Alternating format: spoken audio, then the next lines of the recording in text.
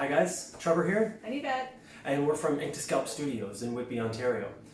Today we're going to focus on hairline and how customized Ink to Scalp can be, and how scalp micropigmentation can work for your overall design, looking at your age, your demographics, all those important things.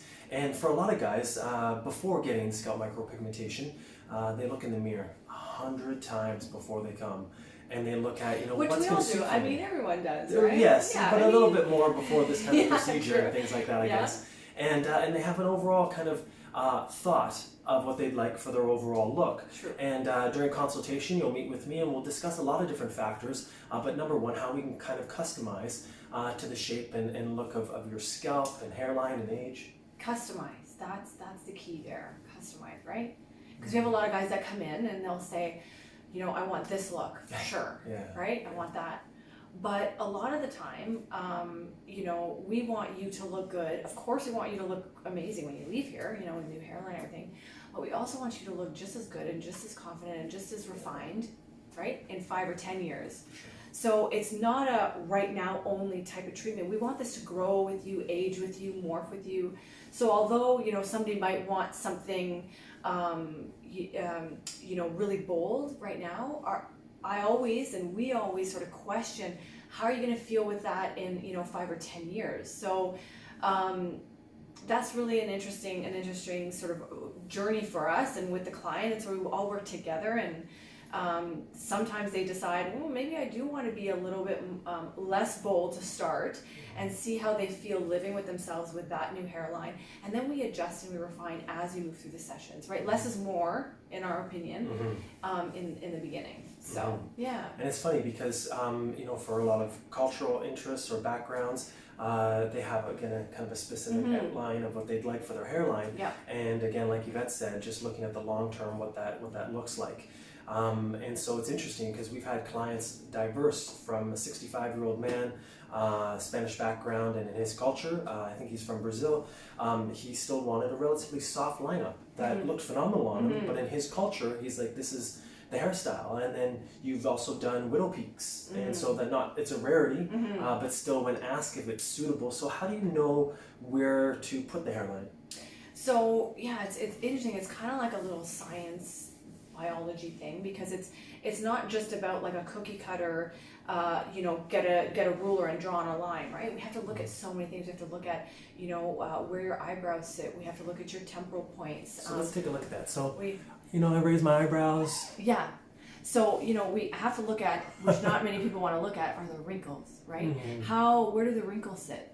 And where is your last and final wrinkle, right? So if your last and final wrinkle is right here, it's generally about a finger width above your last most prominent wrinkle.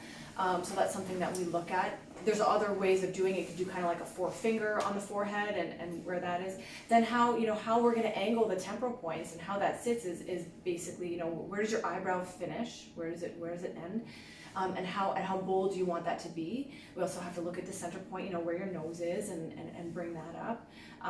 We have to look at, how old you are, and are you gonna get more wrinkles going forward, which most of us, bald if you're more bald, yeah, in early 30s or something like that. Absolutely. And still haven't lost everything. So there's always room to bring down the hairline and add a little bit more, but you can't really ever take it away, right? So our opinion is that it's better to always do a little bit further back, a little bit softer, and then we can always add a little bit more.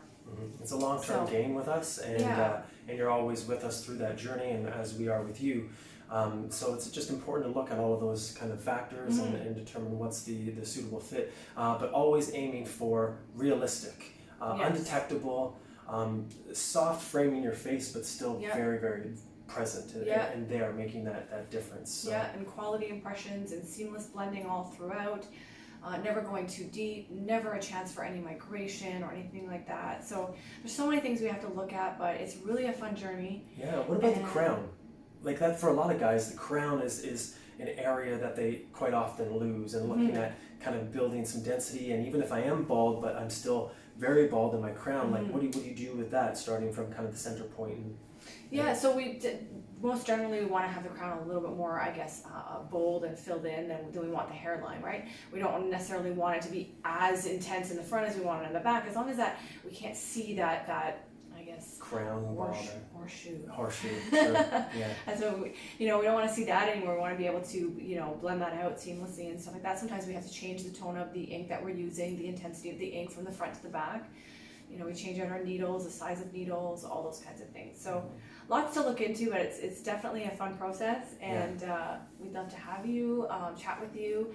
Right now during the lockdown, obviously, we're doing our consultations just in a different format. So face to face isn't happening right now, but online is. Yep. So you can just go to our website at www.inktoscalp.com, where you can kind of click on the Book Online tab.